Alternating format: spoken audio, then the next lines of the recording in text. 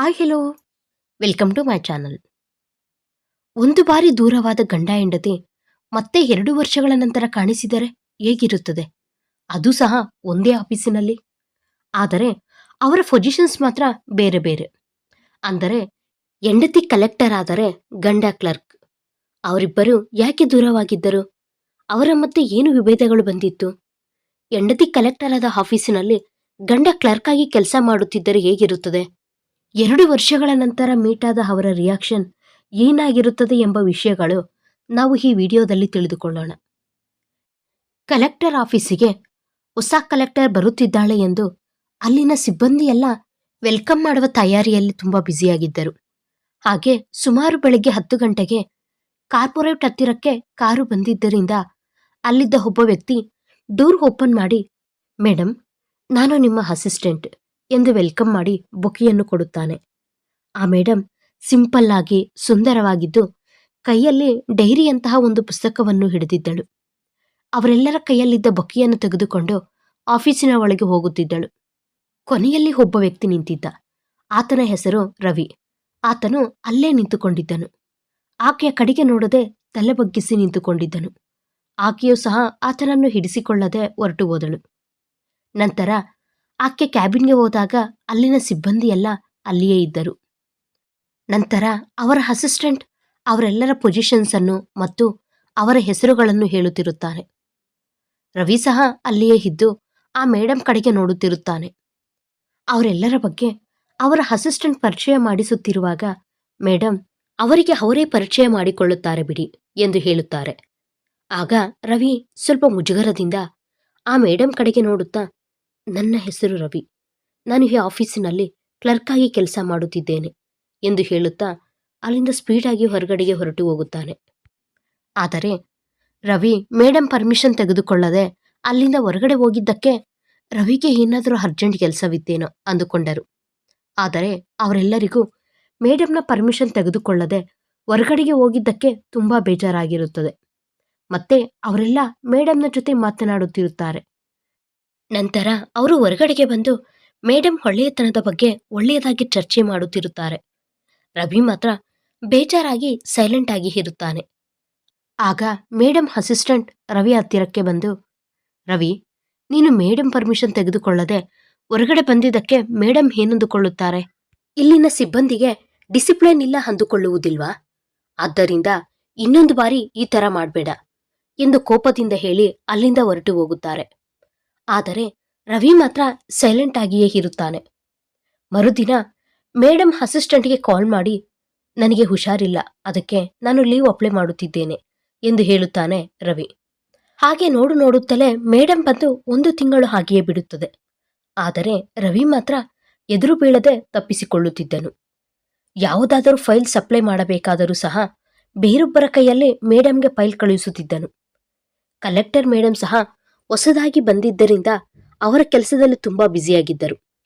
1 ತಿಂಗಳು ಆದ ಕಾರಣದಿಂದ ಮತ್ತೆ ಇನ್ನೊಂದು ಬಾರಿ ಅವರ ಜೊತೆ ಮಾತನಾಡಲು ಅವರ ಕ್ಯಾಬಿನ್ಗೆ ಕರೆದಿದ್ದರಿಂದ ಎಲ್ಲರೂ ಮೇಡಮ್ ಕ್ಯಾಬಿನ್ಗೆ ಹೋಗುತ್ತಾರೆ. ಮೇಡಮ್ ಬಂದವರ ಕಡೆಗೆ ನೋಡುತ್ತಿರುತ್ತಾರೆ. ರವಿ ಬಂದಿಲ್ಲವೆಂದು ಅವರಿಗೆ ಗೊತ್ತಾಗುತ್ತದೆ. ಆದರೆ ಏನೂ ಕೇಳುವುದಿಲ್ಲ. ಹಾಗೆ ಕೆಲವು ದಿನಗಳು ಕಳೆಯುತ್ತಿದ್ದವು. ಮೇಡಮ್ ಅವರ ಕ್ಯಾಬಿನ್ಗೆ ಹೋಗುವ ಮೊದಲು ಹಾಲ್ನಲ್ಲಿ ನಿಂತು ಅವರ ಸಿಬ್ಬಂದಿಗೆ ಗುಡ್ ಮಾರ್ನಿಂಗ್ ಎಂದು ಹೇಳಿ ಒಳಗಡೆಗೆ ಹೋಗುತ್ತಿದ್ದರು. ಆದರೆ ರವಿ ಮಾತ್ರ ಮೇಡಮ್ನನ್ನು ನೋಡಲು ಸಹ ಭಯ ಬೀಳುತ್ತಿದ್ದನು. ಹಾಗೆ ಮೇಡಮ್ ಗುಡ್ ಮಾರ್ನಿಂಗ್ ಹೇಳುವ ಸಮಯದಲ್ಲಿ ರವಿ ಕಾಣಿಸದಿದ್ದ ಕಾರಣ ಅಸಿಸ್ಟೆಂಟ್ ಅನ್ನು ಕರೆದು, ರವಿ ಆಫೀಸಿಗೆ ಬರ್ತಿಲ್ವಾ ಎಂದು ಕೇಳಿದರು. ಹೌದು ಮೇಡಮ್, ಅವರು ಕೆಲವು ದಿನಗಳಿಂದ ಬರುತ್ತಿಲ್ಲ ಎಂದು ಹೇಳಿದನು. ಆಗ ಮೇಡಮ್, ರವಿ ಲೀವ್ಗೆ ಅಪ್ಲೈ ಮಾಡಿದ್ನಾ? ಮೊದಲೇ ನೋಟಿಸ್ ಕೊಟ್ಟಿದ್ನಾ ಎಂದು ಕೇಳಿದಳು. ಆಗ ಅಸಿಸ್ಟೆಂಟ್, ಆತ ಲೀವ್ಗೆ ಅಪ್ಲೈ ಮಾಡಿಲ್ಲ ಮೇಡಮ್, ಹಾಗೆ ಮುಂಚಿತವಾಗಿಯೂ ನೋಟಿಸ್ ಕೊಟ್ಟಿಲ್ಲವೆಂದು ಹೇಳಿದನು. ಆಗ ಮೇಡಮ್ ಕೋಪಗೊಂಡು, ಒಬ್ಬ ಎಂಪ್ಲಾಯಿಯಾಗಿದ್ದು ಜವಾಬ್ದಾರಿ ಇಲ್ಲದೆ ಮಾಡುವುದು ಸರಿಯಿಲ್ಲ ಎಂದು ಹೇಳಿ, ನಂತರ ನೀವು ಆತನ ಹತ್ತಿರಕ್ಕೆ ಹೋಗಿ ಆತ ಯಾಕೆ ಆಫೀಸಿಗೆ ಬರುತ್ತಿಲ್ಲ ಎಂದು ತಿಳಿದುಕೋ ಎಂದು ಹೇಳಿದಳು. ಆಗ ಅವರ ಅಸಿಸ್ಟೆಂಟ್ ರವಿಗೆ ಕಾಲ್ ಮಾಡಿ, ನೀವು ಯಾಕೆ ಆಫೀಸಿಗೆ ಬರ್ತಿಲ್ಲ? ಮೇಡಮ್ ನಿಮ್ಮ ಬಗ್ಗೆ ಕೇಳಿದರು ಎಂದು ಹೇಳಿದ ಮರುದಿನ ರವಿ ಆಫೀಸಿಗೆ ಬಂದು ನಿಂತಾಗ ಆತನ ಕಡೆಗೆ ಮೇಡಮ್ ಕೋಪದಿಂದ ನೋಡುತ್ತಾ, ರವಿ, ಇದು ಪ್ರಭುತ್ವ ಕಾರ್ಯಾಲಯ. ಇಲ್ಲಿ ಕೆಲವು ನಿಯಮ ನಿಬಂಧನೆಗಳು ಇರುತ್ತವೆ ಎಂದು ನೀವು ತಿಳಿದುಕೊಳ್ಳಿ. ನಿಮಗೆ ಬೇಕಿದ್ದಲ್ಲಿ ಮುಂಚಿತವಾಗಿ ಲೀವ್ಗೆ ಅಪ್ಲೈ ಮಾಡಿ ಲೀವ್ ತೆಗೆದುಕೊಳ್ಳಿ. ಆದರೆ ನಿಮಗೆ ಇಷ್ಟ ಬಂದಂತೆ ಹೇಳದೆ ಆಫೀಸಿಗೆ ಬರದೆ ಜವಾಬ್ದಾರಿ ಇಲ್ಲದೆ ಹೇಗೆ ನಡೆದುಕೊಳ್ಳುತ್ತೀರಾ ಎಂದು ಕೇಳಿದಳು. ಆದರೆ ರವಿ ಮೇಡಮ್ ಮಾತಿಗೆ ಏನೂ ಹೇಳದೆ ಸೈಲೆಂಟ್ ಆಗಿಯೇ ಇರುತ್ತಾನೆ.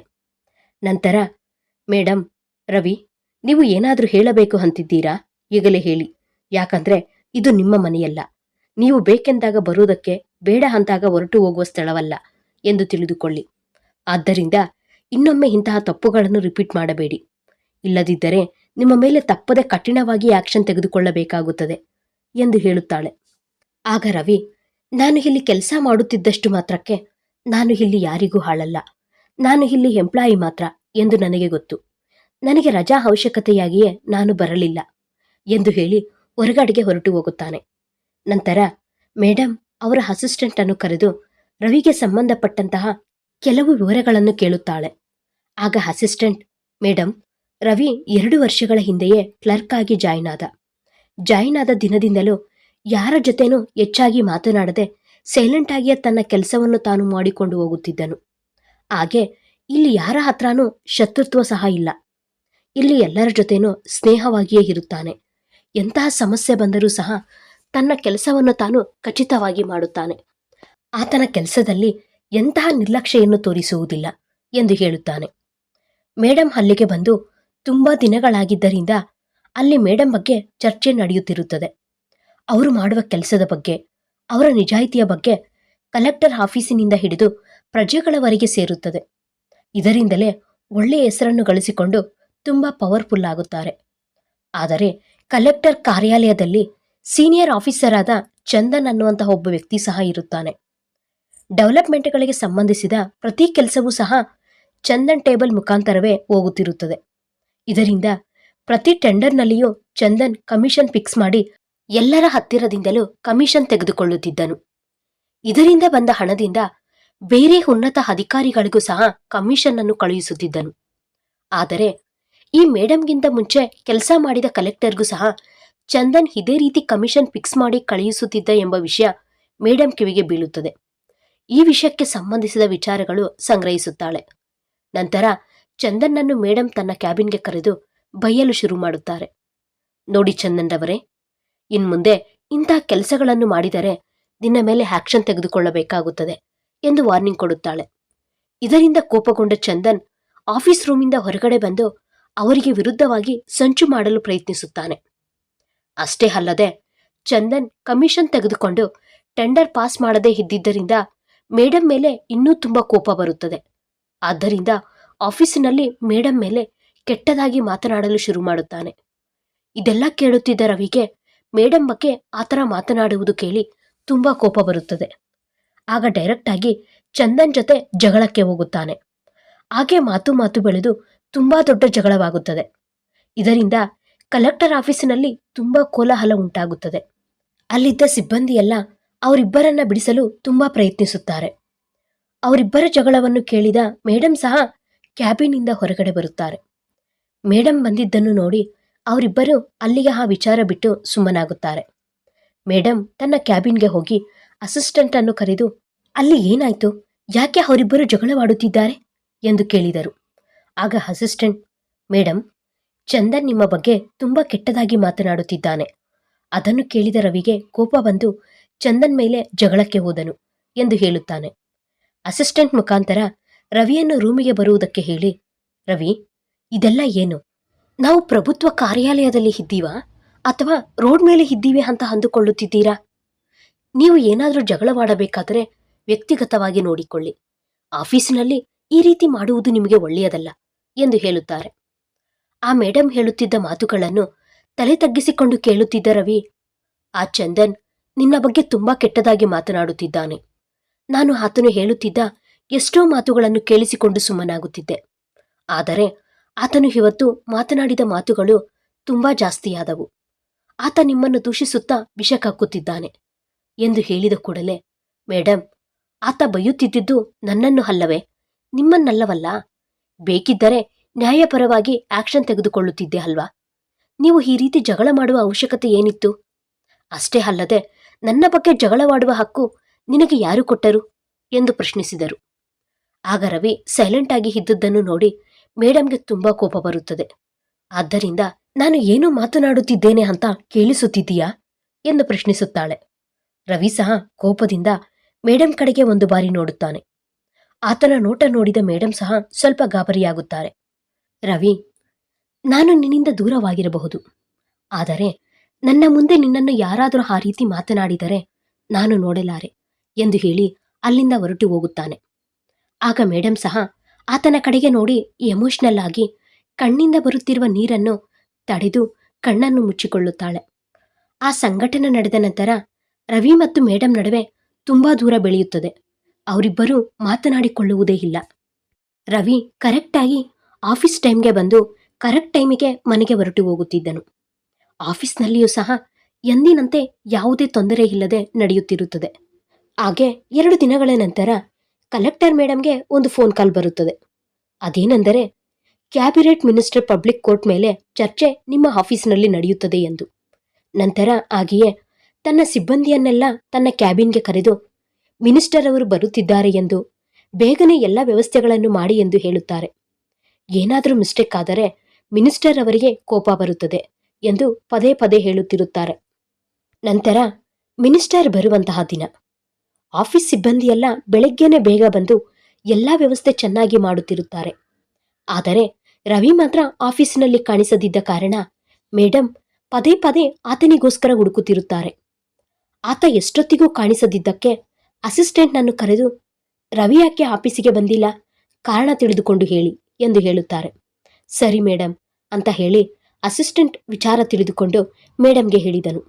ಅದೇನೆಂದರೆ, ಹಿಂದಿನ ದಿನ ರಾತ್ರಿ ಸ್ವಲ್ಪ ಜನ ಗೂಂಡಾಗಳು ರವಿ ಮೇಲೆ ದಾಳಿ ಮಾಡಿದ್ದರಿಂದ ಆತನಿಗೆ ತುಂಬಾ ಹೇಟಾಗಿ ಗಾಯವಾಗಿರುವುದರಿಂದ ಆಸ್ಪತ್ರೆಯಲ್ಲಿ ಐಸಿಯು ರೂಮ್ನಲ್ಲಿ ಜಾಯಿನ್ ಆಗಿದ್ದಾನೆಂದು. ಈ ವಿಚಾರ ಮೇಡಂಗೆ ತಿಳಿಸಿದ ತಕ್ಷಣವೇ ಮೇಡಂ ತುಂಬಾ ಕಂಗಾಲಾಗುತ್ತಾರೆ. ಮೇಡಂ ಪರಿಸ್ಥಿತಿ ನೋಡಿದ ಅಸಿಸ್ಟೆಂಟ್ ತುಂಬಾ ಆಶ್ಚರ್ಯಪಡುತ್ತಾನೆ.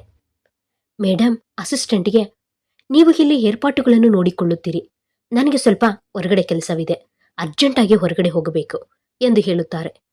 ಆಗ ಅಸಿಸ್ಟೆಂಟ್ ಆಶ್ಚರ್ಯದಿಂದ, ಮೇಡಂ, ನೀವು ಈಗ ಹೊರಗಡೆ ಹೋದರೆ ಮಿನಿಸ್ಟರ್ ಅವರಿಗೆ ಕೋಪ ಬರುತ್ತದೆ.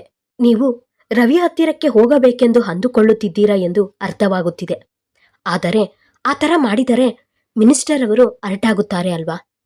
ನಾನು ನಮ್ಮ ಆಫೀಸಿನವರನ್ನು ಯಾರನ್ನಾದರೂ ಅಲ್ಲಿಗೆ ಕಳುಹಿಸುತ್ತೇನೆ, ಏಕೆಂದರೆ ನೀವು ಇಲ್ಲಿ ಇರುವುದು ತುಂಬಾ ಮುಖ್ಯ ಅಲ್ವಾ? ಆದ್ದರಿಂದ ನೀವು ಹೋಗಬೇಡಿ ಎಂದು ವಿನಯದಿಂದ ಮೇಡಂಗೆ ಹೇಳುತ್ತಾನೆ ಅಸಿಸ್ಟೆಂಟ್. ಆತನ ಮಾತುಗಳನ್ನು ಕೇಳದೆ ಹೊರಟು ಹೋಗುತ್ತಾಳೆ ಮೇಡಂ. ಅಸಿಸ್ಟೆಂಟ್ ಮೇಡಂಗೆ ಮಿನಿಸ್ಟರ್ಗಿಂತ ರವಿನೇ ಅಷ್ಟೊಂದು ಇಂಪಾರ್ಟೆಂಟಾ ಎಂದು ಆಶ್ಚರ್ಯವಾಗಿ ಮೇಡಂ ಹೋದ ಕಡೆಗೆ ನೋಡುತ್ತಿರುತ್ತಾನೆ. ಮೇಡಂ ರವಿ ಅಡ್ಮಿಟ್ ಆದ ಆಸ್ಪತ್ರೆಗೆ ಹೋಗಿ ಐಸಿಯು ವಾರ್ಡ್ಗೆ ಹೋಗುತ್ತಾಳೆ. ಆಗ ಡಾಕ್ಟರ್ ಸಹ ಆಕೆಯ ಹತ್ತಿರಕ್ಕೆ ಬರುತ್ತಾರೆ. ಮೇಡಂ ಐಸಿಯು ವಾರ್ಡ್ನಲ್ಲಿ ನೋಡುವಷ್ಟರಲ್ಲಿ ರವಿಗೆ ಪ್ರಜ್ಞೆ ಬಂದಿರುವುದಿಲ್ಲ. ಅದನ್ನು ನೋಡಿದ ಆಕೆಯ ಕಣ್ಣಲ್ಲಿ ನೀರು ತುಂಬಿಕೊಳ್ಳುತ್ತದೆ. ಆಕೆ ತನ್ನ ಕಣ್ಣೀರನ್ನು ಯಾರಿಗೂ ತಿಳಿಯದಾಗೆ ಎಲ್ಲರ ಮುಂದೆ ಧೈರ್ಯವಾಗಿ ಕಾಣಿಸುತ್ತಾಳೆ. ಅಲ್ಲಿದ್ದ ಡಾಕ್ಟರ್ ಹತ್ತಿರ ರವಿಯ ಆರೋಗ್ಯದ ಬಗ್ಗೆ ಕೇಳುತ್ತಾಳೆ. ಡಾಕ್ಟರ್ಸ್ ಆತನಿಗೆ ಪ್ರಾಣಕ್ಕೆ ಎಂತಹುದೇ ಅಪಾಯವಿಲ್ಲ, ಬೇಗನೆ ಹುಷಾರಾಗುತ್ತಾರೆ ಎಂದು ಹೇಳುತ್ತಾರೆ. ಮೇಡಂ ಸಹ ಆತನ ಟ್ರೀಟ್ಮೆಂಟ್ಗೆ ಎಂತಹುದೇ ನಿರ್ಲಕ್ಷ್ಯ ಮಾಡಬೇಡಿ, ಎಂತಹ ಅವಸರವಿದ್ದರೂ ನನಗೆ ಕಾಲ್ ಮಾಡಿ ಎಂದು ಹೇಳುತ್ತಾಳೆ. ಇನ್ನು ಮೇಡಂ ಅಲ್ಲಿದ್ದಷ್ಟೊತ್ತು ಸಹ ಕಾಲ್ಸ್ ಬರುತ್ತಲೇ ಇರುತ್ತದೆ. ಆದರೂ ಸಹ ಮೇಡಂ ಕಾಲ್ ಪಿಕ್ ಮಾಡುವುದಿಲ್ಲ. ಮತ್ತೆ ಒಂದು ಬಾರಿ ಐಸಿಯು ರೂಮಿನಲ್ಲಿ ರವಿಯನ್ನು ನೋಡಿ ಮತ್ತೆ ಹೊರಗಡೆ ಬರುತ್ತಾಳೆ. ಆತನ ಪರಿಸ್ಥಿತಿ ಚೆನ್ನಾಗಿದೆ ಎಂದು ಮೇಡಂ ಮನಸ್ಸಿಗೆ ಅನ್ನಿಸಿದ ನಂತರ ಕಾಲ್ ಪಿಕ್ ಮಾಡ್ತಾರೆ. ಆಗ ಅಸಿಸ್ಟೆಂಟ್, ಮೇಡಂ ಮಿನಿಸ್ಟರ್ ಅವರು ಬಂದು ನೀವು ಇಲ್ಲಿ ಇಲ್ಲ ಎಂದು ತಿಳಿದು ಅವರು ಕೋಪ ಮಾಡಿಕೊಂಡು ಹೊರಟು ಹೋದರು ಎಂದ. ಆಗ ಮೇಡಂ ಸರಿ ಎಂದು ಆಫೀಸಿಗೆ ಬಂದರು. ಆಗ ಅಸಿಸ್ಟೆಂಟ್, ಮೇಡಂ ಮಿನಿಸ್ಟರ್ ಅವರು ಬರುತ್ತಾರೆ ಎಂದು ತಿಳಿದರೂ ಯಾಕೆ ನೀವು ಈ ರೀತಿ ಹೋದ್ರಿ ಎಂದು ಕೇಳುತ್ತಾನೆ. ಆದರೆ ಆತನ ಪ್ರಶ್ನೆಗೆ ಮೇಡಂ ಏನೂ ಆನ್ಸರ್ ಹೇಳುವುದಿಲ್ಲ. ರವಿ 1 ವಾರದ ನಂತರ ಆಸ್ಪತ್ರೆಯಿಂದ ಡಿಸ್ಚಾರ್ಜ್ ಆಗುತ್ತಾನೆ. ಮೇಡಂ ಸಹ ಆಗ ಆಸ್ಪತ್ರೆಗೆ ಹೋಗಿದ್ದಷ್ಟೇ, ಮತ್ತೆ ರವಿಯನ್ನು ನೋಡಲು ಹೋಗಿರುವುದಿಲ್ಲ. ಆದರೆ ಆತನಿಗೆ ಸಂಬಂಧಪಟ್ಟ ವಿಚಾರಗಳು ಆಕೆ ಅಸಿಸ್ಟೆಂಟ್ ಮುಖಾಂತರ ತಿಳಿದುಕೊಳ್ಳುತ್ತಿದ್ದಳು. ಹಾಗೆಯೇ 2 ವಾರ ಕಳೆದು ಹೋಯಿತು. ಒಂದು ದಿನ ತನ್ನ ಸೆಕ್ಯೂರಿಟಿ ಗಾರ್ಡ್ಸ್ ಜೊತೆ ರವಿ ಮನೆಗೆ ಹೋಗುತ್ತಾರೆ ಮೇಡಮ್. ಸೆಕ್ಯೂರಿಟಿ ಗಾರ್ಡ್ಸ್ ಅನ್ನು ಹೊರಗಡೆ ಬಿಟ್ಟು ಆಕೆ ಮಾತ್ರ ರವಿಯನ್ನು ನೋಡಲು ಒಳಗಡೆಗೆ ಹೋಗುತ್ತಾಳೆ. ಆಗ ರವಿ ರೂಮಿನಲ್ಲಿ ಒಂಟಿಯಾಗಿ ಮಂಚದ ಮೇಲೆ ಮಲಗಿರುವುದನ್ನು ನೋಡುತ್ತಾರೆ. ಆತನ ದೇಹವೆಲ್ಲ ಬ್ಯಾಂಡೇಜ್ನಿಂದ ಕಟ್ಟುಗಳನ್ನು ಕಟ್ಟಿರುತ್ತಾರೆ. ಆ ಸಮಯದಲ್ಲಿ ರವಿ ಪಕ್ಕದಲ್ಲಿ ಇದ್ದ ಟೇಬಲ್ ಮೇಲೆ ಟ್ಯಾಬ್ಲೆಟ್ಸ್ ಅನ್ನು ತೆಗೆದುಕೊಂಡು ತಿನ್ನಲು ಎಷ್ಟೋ ಪ್ರಯತ್ನ ಪಡುತ್ತಿರುತ್ತಾನೆ. ಆದರೆ ಆತನಿಗೆ ಆದ ಗಾಯಗಳಿಂದ ಅದನ್ನು ತೆಗೆದುಕೊಳ್ಳಲು ಆಗುವುದಿಲ್ಲ. ಇನ್ನು ಆತನ ಪರಿಸ್ಥಿತಿ ನೋಡಿದ ಮೇಡಮ್ಗೆ ತುಂಬಾ ನೋವಾಗುತ್ತದೆ. ಆಗ ರವಿಯೂ ಸಹ ಬಾಗಿಲು ಕಡೆಗೆ ನೋಡುತ್ತಾನೆ. ಆಗ ಆತನ ಕಡೆಗೆ ಸಿಂಪತಿಯಿಂದ ನೋಡಿದ ಕಲೆಕ್ಟರ್ ಮೇಡಮ್ ಅನ್ನು ನೋಡಿ ಆಶ್ಚರ್ಯಪಡುತ್ತಾನೆ. ಮೇಡಮ್ ತಕ್ಷಣವೇ ಟೇಬಲ್ ಮೇಲಿದ್ದ ನೀರಿನ ಲೋಟ ಮತ್ತು ಟ್ಯಾಬ್ಲೆಟ್ಸ್ ಅನ್ನು ತೆಗೆದು ಆತನ ಕೈಗೆ ಕೊಟ್ಟು ತಿನ್ನಿ ಎಂದು ಹೇಳುತ್ತಾಳೆ. ರವಿ ಸಹ ಏನೂ ಮಾತನಾಡದೆ ಕೈಯಲ್ಲಿದ್ದ ಟ್ಯಾಬ್ಲೆಟ್ಸ್ ಮತ್ತು ನೀರನ್ನು ತೆಗೆದುಕೊಂಡು ತಿನ್ನುತ್ತಾನೆ. ನೀವು ಯಾಕೆ ಬಂದಿದ್ದೀರಿ? ನೀವು ಹೀಗೆ ಬಂದರೆ ಆಫೀಸ್ ಸಿಬ್ಬಂದಿ ನಮ್ಮ ಬಗ್ಗೆ ಏನೇನೋ ಅಂದುಕೊಳ್ಳುತ್ತಾರೆ ಎಂದು ಹೇಳುತ್ತಾನೆ. ಆಗ ಮೇಡಮ್, ನೀವು ಇವತ್ತು ಆಫೀಸ್ ಸಿಬ್ಬಂದಿ ಬಗ್ಗೆ ಯೋಚಿಸುತ್ತಿದ್ದೀರಾ? ಮತ್ತೆ ಅವತ್ತು ನನಗೋಸ್ಕರ ಚಂದನ್ ಜೊತೆ ಜಗಳಕ್ಕೆ ಹೋದಾಗ ಆಫೀಸ್ ಸಿಬ್ಬಂದಿ ಯಾವ ರೀತಿ ಮಾತನಾಡುತ್ತಿದ್ದಾರೆ ಎಂದು ಗೊತ್ತಾಗಲಿಲ್ಲವಾ ಎಂದು ಹೇಳುತ್ತಾಳೆ. ಆಕೆಯ ಮಾತು ಕೇಳಿ ರವಿ ಸಹ ಮೌನವಾಗಿ ಇರುತ್ತಾನೆ. ಆದರೆ ಅವರಿಬ್ಬರಿಗೂ ಒಬ್ಬರಿಗೊಬ್ಬರು ಅವರ ಮನಸ್ಸಿನಲ್ಲಿ ಇರುವ ಎಷ್ಟೋ ಮಾತುಗಳು ಮಾತನಾಡಬೇಕು ಅಂದುಕೊಳ್ಳುತ್ತಿದ್ದಾರೆ. ಆದರೆ ಇಬ್ಬರೂ ಸಹ ಹೊರಗಡೆಗೆ ಹೇಳುವುದಿಲ್ಲ. ಮೇಡಮ್, ನಿಮ್ಮ ಮನೆಯಲ್ಲಿ ಯಾರೂ ಇಲ್ಲವಾ? ನಿಮ್ಮ ಹೆಂಡತಿ ಮಕ್ಕಳು ಎಲ್ಲಿಗೆ ಹೋದರು? ನಿಮ್ಮನ್ನು ಈ ಪರಿಸ್ಥಿತಿಯಲ್ಲಿ ಬಿಟ್ಟು ಎಲ್ಲಿಗೆ ಹೋದರು ಎಂದು ಕೇಳುತ್ತಾಳೆ. ಆಗ ರವಿ ಕಣ್ಮುಚ್ಚಿಕೊಂಡು ನಾನು ಒಂಟಿಯಾಗಿ ವಾಸ ಮಾಡುತ್ತಿದ್ದೇನೆ ಎಂದು ಹೇಳುತ್ತಾನೆ. ಯಾಕೆ ಮದುವೆ ಮಾಡಿಕೊಂಡು ಹೆಂಡತಿ ಮಕ್ಕಳ ಜೊತೆ ಇದ್ದಿದ್ದರೆ ಈ ಪರಿಸ್ಥಿತಿಯಲ್ಲಿ ನಿಮ್ಮ ಜೊತೆ ಇರ್ತಿದ್ರಲ್ವಾ ಎಂದು ಹೇಳುತ್ತಾಳೆ. ಆಕೆ ಮಾತುಗಳನ್ನು ಕೇಳಿ ಮೌನವಾಗಿ ಇರುತ್ತಾನೆ. ಮತ್ತೆ ಮೇಡಮ್, ರವಿರವರೇ, ನೀವು ಮದುವೆ ಮಾಡಿಕೊಂಡರೆ ನಿಮ್ಮ ಹೆಂಡತಿ ಮನೆಯನ್ನು ಸ್ವಚ್ಛವಾಗಿ ಇಡುತ್ತಿದ್ದಳು, ಹಾಗೆ ನಿಮಗೆ ಅಡಿಗೆ ಸಹ ಮಾಡಿ ಇಡುತ್ತಿದ್ದಳಲ್ಲ, ನಿಮ್ಮ ಆರೋಗ್ಯವನ್ನು ನೋಡಿಕೊಳ್ಳುವವರಲ್ಲವೇ ಎಂದಾಗ ರವಿ, ಶ್ವೇತಾ, ನಾನು ಇನ್ನೂ ಮದುವೆ ಮಾಡಿಕೊಳ್ಳಲಿಲ್ಲ. ನಾನು ನಿನ್ನನ್ನು ನನ್ನ ಮನೆಯಿಂದ ಆದ್ರೆ ಕಳಿಸಿಬಿಟ್ಟೆ. ಆದರೆ ನನ್ನ ಮನಸ್ಸಿನಲ್ಲಿದ್ದ ನಿನ್ನನ್ನು ಕಳುಹಿಸಲು ಆಗಲಿಲ್ಲ. ಅದಕ್ಕೆ ನಾನು ಇವತ್ತಿಗೂ ಮದುವೆ ಮಾಡಿಕೊಳ್ಳಲಿಲ್ಲ. ಆತನ ಮಾತು ಕೇಳಿದ ತಕ್ಷಣವೇ ಮೇಡಮ್ ಕಣ್ಣಿನಲ್ಲಿ ನೀರು ತಿರುಗಿತು. ಆದರೆ ಆಕೆ ತನ್ನ ತಲೆಯನ್ನು ತಗ್ಗಿಸಿಕೊಳ್ಳುತ್ತಾಳೆ. ನಂತರ ರವಿ ಕಡೆಗೆ ನೋಡಿ, ನಾನು ನಿನ್ನಿಂದ ದೂರವಾದ ಮೇಲೆ ನನ್ನ ತಂದೆ ಇನ್ನೊಂದು ಮದುವೆ ಮಾಡಿಕೋ ಎಂದು ತುಂಬಾ ಬಲವಂತ ಮಾಡಿದರು. ಆದರೆ ನನಗೆ ಗೊತ್ತು, ಯಾವತ್ತಾದರೂ ಒಂದು ದಿನ ನನ್ನನ್ನು ಅರ್ಥ ಮಾಡಿಕೊಳ್ಳುತ್ತೀರಾ ಎಂದು. ಅದಕ್ಕೆ ನಾನು ನಿಮಗೋಸ್ಕರ ಕಾಯುತ್ತಾ ಬೇರೆ ಯಾರನ್ನೂ ಮದುವೆ ಮಾಡಿಕೊಳ್ಳಲಿಲ್ಲ ಎಂದು ಹೇಳುತ್ತಾಳೆ. ಆಕೆಯ ಮಾತುಗಳನ್ನು ಕೇಳಿದ ರವಿ ಸಹ ಆಶ್ಚರ್ಯಪಡುತ್ತಾನೆ. ಹಾಗೆಯೇ ಆತನ ಕಣ್ಣಲ್ಲಿ ಬರುತ್ತಿದ್ದ ಕಣ್ಣೀರನ್ನು ಸಹ ನಿಲ್ಲಿಸಲಾರದೆ ಆತನ ಕಣ್ಣೀರನ್ನು ಒರೆಸಿಕೊಂಡು ರವಿ, ಶ್ವೇತಾ, ನಿಜವಾಗಿಯೂ ನಾವಿಬ್ಬರೂ ನಮ್ಮ ಮೂರ್ಖತನದಿಂದ ಮತ್ತು ಅಜ್ಞಾನದಿಂದ ನಮ್ಮ ಜೀವನದ ಎಷ್ಟೋ ಸಮಯ ವೇಸ್ಟ್ ಮಾಡಿದ್ದೇವೆ. ನಿಜವಾಗಿಯೂ ನನ್ನನ್ನು ಕ್ಷಮಿಸುತ್ತೀಯಾ ಅಂತ ಕೇಳುತ್ತಾನೆ. ಅದಕ್ಕೆ ಕಲೆಕ್ಟರ್ ಶ್ವೇತಾ, ನಿನ್ನ ಮೇಲೆ ದಾಳಿ ಮಾಡಿದ ಆ ಚಂದನ್ನನ್ನು ಸಸ್ಪೆಂಡ್ ಮಾಡಿದ್ದೇನೆ. ಪೊಲೀಸರುಗಳು ಸಹ ಆತನ ಮೇಲೆ FIR ಬುಕ್ ಮಾಡಿದ್ದಾರೆ. ಆದ್ದರಿಂದ ನೀವು ಇನ್ಮುಂದೆ ಧೈರ್ಯವಾಗಿ ಇರಿ ಎಂದು ಹೇಳುತ್ತಾಳೆ. ಆಕೆಯ ಮಾತುಗಳನ್ನು ಕೇಳಿದ ತಕ್ಷಣವೇ, ಶ್ವೇತಾ, ನೀನು ಈ ಕೆಲಸ ಯಾಕೆ ಮಾಡದೆ?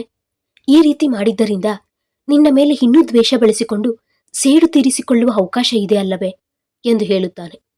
ನನ್ನ ಬಗ್ಗೆ ಅಷ್ಟೊಂದು ಕಾಳಜಿ ಭಯ ಇದ್ದರೆ 5 ವರ್ಷಗಳ ಹಿಂದೆ ನನ್ನ ಬಗ್ಗೆ ಯೋಚಿಸಬೇಕಿತ್ತು. ಈ ದಿನ ಇಂತಹ ಪರಿಸ್ಥಿತಿಯಲ್ಲಿ ಇರುತ್ತಿರಲಿಲ್ಲ ಎಂದು ಹೇಳುತ್ತಾಳೆ. ರವಿ, ನಾನು ಆ ಸಮಯದಲ್ಲಿ ನಿಜವಾಗಿಯೂ ಯೋಚಿಸಲಿಲ್ಲ. ಆದರೂ ಆಗ ನಾನು ನಿನ್ನ ಒಳ್ಳೆಯದಕ್ಕೋಸ್ಕರನೇ ಈ ಕೆಲಸ ಮಾಡಿದೆ. ಏಕೆಂದರೆ ನಾನು ನಿಮಗೆ ಯಾವತ್ತೂ ಓದಿಕೊಳ್ಳುವುದು ಬೇಡ ಎಂದು ಹೇಳಲಿಲ್ಲ. ಆದರೆ ಪ್ರತಿನಿತ್ಯವೂ ನಿನ್ನ ಮತ್ತು ನನ್ನ ತಂದೆ ತಾಯಿಗಳ ಜೊತೆ ನಡೆಯುತ್ತಿದ್ದ ಜಗಳದ ಮಧ್ಯೆ ನಾನು ಒದ್ದಾಡುತ್ತಿದ್ದೆ. ಆ ಪರಿಸ್ಥಿತಿಯಲ್ಲಿ ನೀನು ಓದಿಕೊಳ್ಳಲು ಆಗುವುದಿಲ್ಲ ಎಂದು ನನಗೆ ಪೂರ್ತಿಯಾಗಿ ಅರ್ಥವಾಯಿತು. ಹಾಗೆ ನನ್ನ ತಂದೆ ತಾಯಿಗಳನ್ನು ಸಹ ಎದುರಿಸಲಾರೆ. ಅದಕ್ಕೆ ನಿನ್ನ ನಿರ್ಣಯ ನಿನಗೆ ಬಿಟ್ಟು ಬಿಟ್ಟೆ. ಓದಿಕೊಳ್ಳಬೇಕಾ ಅಥವಾ ಸಂಸಾರ ಬೇಕಾ ಎಂದು ಆ ಪ್ರಶ್ನೆ ಕೇಳುವುದು ನನ್ನದು ತಪ್ಪೆ. ಆದರೆ ನನಗೆ ಅದನ್ನು ಬಿಟ್ಟರೆ ಬೇರೆ ಮಾರ್ಗ ತಿಳಿಯಲಿಲ್ಲ. ನೀನು ನನ್ನಿಂದ ದೂರವಿದ್ದರೆ ಓದನ್ನಾದರೂ ಪ್ರಶಾಂತವಾಗಿ ಓದಿಕೊಂಡು ನೀನು ಅಂದುಕೊಂಡ ಗುರಿಯನ್ನಾದರೂ ಸಾಧಿಸುತ್ತೀಯಾ ಎಂದು ಅನ್ನಿಸಿತು. ನೀನು ಓದು ನಿಲ್ಲಿಸಬಾರದೆಂದು ನಾನು ಅಂದುಕೊಳ್ಳುತ್ತಿದ್ದೆ. ಏನೋ ಒಂದು ನಿರ್ಧಾರ ತೆಗೆದುಕೊಳ್ಳಬೇಕು ಅಂದುಕೊಂಡೆ. ಆದರೆ ಆ ಸಮಯದಲ್ಲಿ ನನ್ನ ತಂದೆ ತಾಯಿ ನೀನು ಓದಿಕೊಳ್ಳಬಾರದು, ಕೇವಲ ಒಬ್ಬ ಗೃಹಿಣಿಯಾಗಿ ಮಾತ್ರ ಮನೆಯನ್ನು ನೋಡಿಕೊಳ್ಳಬೇಕೆಂದು ಒತ್ತಾಯ ಮಾಡುತ್ತಿದ್ದರು. ಪ್ರತಿದಿನದ ಜಗಳಗಳನ್ನು ನನ್ನ ತಂದೆ ತಾಯಿ ಮತ್ತು ನಿನ್ನ ಮಧ್ಯೆ ನಾನು ಎಷ್ಟೋ ಒದ್ದಾಡುತ್ತಿದ್ದೆ. ಆ ಸಮಯದಲ್ಲಿ ನಿಮ್ಮಿಬ್ಬರಿಗೂ ಅರ್ಥವಾಗುವ ತರಹ ಹೇಳಲು ಆಗಲಿಲ್ಲ. ಅದಕ್ಕೆ ಆ ದಿನ ನೀನು ಕಷ್ಟಪಡುತ್ತಿದ್ದರೂ ಸಹ ನಾನು ಏನೂ ಮಾಡಲು ಆಗಲಿಲ್ಲ ಶ್ವೇತಾ ಎಂದು ನಡೆದದ್ದೆಲ್ಲವನ್ನು ಹೇಳುತ್ತಾನೆ. ಅದಕ್ಕೆ ಏನೂ ಮಾಡಲು ಆಗದೆ ಡೈವರ್ಸ್ ಅನ್ನುವುದು ಪರಿಷ್ಕಾರ ಅಂದುಕೊಂಡೆ. ನೀವು ಯಾವ ಸಮಯದಲ್ಲಿ ನನಗೆ ಸಪೋರ್ಟ್ ಆಗಿ ಸಹಕಾರ ಕೊಡುತ್ತೀರಾ ಅಂದುಕೊಂಡೇನೋ ಅಂತಹ ಸಮಯದಲ್ಲಿ ನನ್ನನ್ನು ಮನೆಯಿಂದ ಹೊರಗಡೆ ಕಳಿಸಿದ್ರಿ ಎಂದು ಮತ್ತೆ ಒಂದು ಬಾರಿ ನೆನಪು ಮಾಡಿಕೊಳ್ಳುತ್ತಾಳೆ. ಆದರೆ ನಿನ್ನ ಪರಿಸ್ಥಿತಿ ಏನು ಎಂದು ನಾನು ಅರ್ಥ ಮಾಡಿಕೊಂಡೆ. ಅದಕ್ಕೆ ನಾನು ಆ ದಿನ ನೀವು ಕಳಿಸಿದ ಡೈವರ್ಸ್ ಪೇಪರ್ಸ್ ಮೇಲೆ ಸಹಿ ಹಾಕಲಿಲ್ಲ. ಆಗ ಆಕೆ ಹೇಳಿದ ಮಾತುಗಳನ್ನು ಕೇಳಿ ಆತ ಇನ್ನಷ್ಟು ಆಶ್ಚರ್ಯಪಡುತ್ತಾನೆ. ಯಾಕೆಂದರೆ ನೀವು ಡೈವರ್ಸ್ ಪೇಪರ್ ಕಳುಹಿಸಿದಾಗ ನಿನ್ನ ಮೇಲೆ ಕೋಪ ಬಂದರೂ ಸಹ ನಿನ್ನ ಮನಸ್ಸು ನನಗೆ ಗೊತ್ತು. ಆದ್ದರಿಂದ ಆ ಪೇಪರ್ಸ್ ಮೇಲೆ ಸಹಿ ಹಾಕದೆ ಸುಮ್ಮನಾಗಿ ಬಿಟ್ಟೆ ಎಂದು ಹೇಳುತ್ತಾಳೆ. ಇನ್ನು ಆಕೆ ಮಾತುಗಳನ್ನು ಕೇಳಿದ ರವಿ ತುಂಬಾ ಸಂತೋಷ ಪಡುತ್ತಾನೆ. ಆದರೆ ನೀನು ಅವತ್ತು ನನ್ನನ್ನು ಆ ರೀತಿ ಬಿಟ್ಟು ಬಿಟ್ಟಿದ್ದು ನಾನು ಮರೆತು ಹೋಗಲು ಆಗಲಿಲ್ಲ. ಏಕೆಂದರೆ ನನ್ನ ಪ್ರಯತ್ನ ಮತ್ತು ಕೃಷಿ ಇವತ್ತು ನಾನು ಬಯಸಿದ ಕನಸನ್ನು ನನಸು ಮಾಡಿ ನನ್ನ ಜೀವನವನ್ನು ಕಲರ್ಫುಲ್ ಮಾಡಿ ನನ್ನ ಗುರಿಯನ್ನು ಸೇರುವಂತೆ ಮಾಡಿತು. ಆದರೆ ನಾನು ಏನಾದರೂ ನಿಸ್ಸಹಾಯಕಳಾಗಿ ನಿರಾಸೆಗೆ ಗುರಿಯಾಗಿದ್ದರೆ ನೀವು ಮಾಡಿದ್ದಕ್ಕೆ ಇನ್ನಷ್ಟು ಕುಗ್ಗಿ ಹೋಗುತ್ತಿದ್ದೆ. ಅದಕ್ಕೆ ನಿಮ್ಮನ್ನು ಕ್ಷಮಿಸಲಾರದೆ ಇಷ್ಟು ದಿನ ನಮ್ಮಿಬ್ಬರಿಗೂ ಡೈವರ್ಸ್ ಬರೆದಿದ್ದರೂ ಸಹ ನಿನ್ನ ಹತ್ತಿರಕ್ಕೆ ಬರಲಿಲ್ಲವೆಂದು ಹೇಳುತ್ತಾಳೆ. ಇನ್ನು ಆಕೆಯ ಕಷ್ಟ ಮತ್ತು ನೋವನ್ನು ಅರ್ಥ ಮಾಡಿಕೊಂಡ ರವಿ ಸಹ ಕಣ್ಣೀರು ಹಿಡುತ್ತಾನೆ. ನಂತರ ಆಕೆ ಎರಡೂ ಕೈಗಳನ್ನು ಹಿಡಿದು ಮನಸ್ಫೂರ್ತಿಯಾಗಿ ನನ್ನನ್ನು ಕ್ಷಮಿಸು ಶ್ವೇತಾ ಎಂದು ಕೇಳುತ್ತಾನೆ. ನಾನು ನಿಜವಾಗಿಯೂ ನಿನ್ನನ್ನು ಅರ್ಥ ಮಾಡಿಕೊಳ್ಳಲು ಆಗಲಿಲ್ಲ. ಆ ದಿನ ನಿಜವಾಗಿಯೂ ನನ್ನ ತಂದೆ ತಾಯಿ ಮತ್ತು ನಿನ್ನ ಮಧ್ಯೆ ಒದ್ದಾಡಿದೆ ಎಂದು ಯೋಚಿಸಿದೆ. ಆದರೆ ನಿನ್ನ ವಿಚಾರದಲ್ಲಿ ಎಷ್ಟೊಂದು ತಪ್ಪು ಮಾಡಿದೆ ಎಂದು ಅರ್ಥ ಮಾಡಿಕೊಳ್ಳಲಿಲ್ಲ. ನಾನು ನಿನಗೆ ಕಳುಹಿಸಿದ ಡೈವರ್ಸ್ ಪೇಪರ್ಸ್ ಮೇಲೆ ಸೈನ್ ಹಾಕದೇ ಇರುವುದು ನಿಜವಾಗಿಯೂ ಒಳ್ಳೆಯದಾಗಿದೆ. ಇಲ್ಲದಿದ್ದರೆ ಇವತ್ತಿಗೂ ನಾನು ಒಂದು ದೊಡ್ಡ ಪಾಪ ಮಾಡಿದೆ ಎಂಬ ಭಾವನೆಯಲ್ಲಿ ಕುಗ್ಗಿ ಹೋಗುತ್ತಿದ್ದೇನೆ ಎಂದು ಹೇಳುತ್ತಾನೆ. ಇನ್ನು ಈ ವಿಚಾರ ಹೇಳಿದ ತಕ್ಷಣವೇ ಇಬ್ಬರೂ ತಬ್ಬಿಕೊಂಡು ಅಳಲು ಶುರು ಮಾಡಿಕೊಳ್ಳುತ್ತಾರೆ. ಸ್ವಲ್ಪ ಸಮಯದ ನಂತರ ರೂಮಿನಿಂದ ಹೊರಗಡೆ ಬಂದು ಆಕೆಯ ಸೆಕ್ಯೂರಿಟಿ ಮತ್ತು ಕಾರ್ ಡ್ರೈವರ್ ಅನ್ನು ಇಲ್ಲಿಂದ ಹೊರಟು ಹೋಗಿ, ನಾಳೆ ಬೆಳಗ್ಗೆ ಆಫೀಸಿನಲ್ಲಿ ಮೀಟ್ ಆಗುತ್ತೇನೆ ಎಂದು ಹೇಳುತ್ತಾಳೆ. ಆಗ ಸೆಕ್ಯೂರಿಟಿ ಮತ್ತು ಡ್ರೈವರ್ ಇನ್ನಷ್ಟು ಆಶ್ಚರ್ಯದಿಂದ ನೋಡುತ್ತಾರೆ. ರವಿ ಯಾರೂ ಅಲ್ಲ, ನನ್ನ ಗಂಡ ಎಂದು ಹೇಳಿ ಅವರ ಆಶ್ಚರ್ಯವನ್ನು ದೂರ ಮಾಡುತ್ತಾಳೆ. ಆಗ ಅವರು ಇನ್ನಷ್ಟು ಆಶ್ಚರ್ಯ ಮತ್ತು ಸಂತೋಷದಿಂದ ಅಲ್ಲಿಂದ ಹೊರಟು ಹೋಗುತ್ತಾರೆ. ನಂತರ ಮೇಡಮ್ ಮನೆಯ ಬಾಗಿಲು ಮುಚ್ಚಿಕೊಂಡು ಮನೆಯ ಒಳಗಡೆ ಹೋಗುತ್ತಾಳೆ. ಇನ್ನು ಗಂಡ ಹೆಂಡತಿ ಇಬ್ಬರೂ ಸಹ ಅವರ ಮಧ್ಯೆ ಇದ್ದ ಇಷ್ಟು ದಿನಗಳ ದೂರ ಮತ್ತು ಅವರಿಬ್ಬರ ನಡುವಿನ ದುಃಖ ಮತ್ತು ಕಷ್ಟವನ್ನು ಮರೆತು ಹೋಗಲು ಅವರಿಬ್ಬರೂ ಒಂದಾಗಿ ಸಂತೋಷವಾಗಿ ಸಮಯ ಕಳೆಯುತ್ತಾರೆ. ನೋಡಿದ್ರ ಫ್ರೆಂಡ್ಸ್, ದೂರವಾಗಿ ಒಂದಾದ ಗಂಡ ಹೆಂಡತಿ ಕತೆ ಹೇಗಿದೆ? ತುಂಬ ಇಂಟ್ರೆಸ್ಟಿಂಗ್ ಆಗಿ ಮತ್ತು ಎಮೋಷನಲ್ ಆಗಿ ಇದೆಯಲ್ವಾ? ಒಬ್ಬ ಹೆಂಡತಿ ಆಕೆಯ ಕನಸನ್ನು ಈಡೇರಿಸಲು, ಗುರಿಯನ್ನು ಸಾಧಿಸಲು ಜಾಗೃತಿಯಿಂದ ಆಕೆಯ ದೃಷ್ಟಿಯೆಲ್ಲ ಓದಿನ ಮೇಲೆ ಇಟ್ಟಳು. ಕೊನೆಗೆ ಆಕೆ ಅಂದುಕೊಂಡ ಹಾಗೆ ಗುರಿ ಸಾಧಿಸಿದಳು, ಕನಸು ನನಸು ಮಾಡಿಕೊಂಡಳು. ನಿಮಗೆ ಈ ಕತೆ ಇಷ್ಟವಾದಲ್ಲಿ please like, share and subscribe. Thanks for watching video. Thank you. ಧನ್ಯವಾದಗಳು.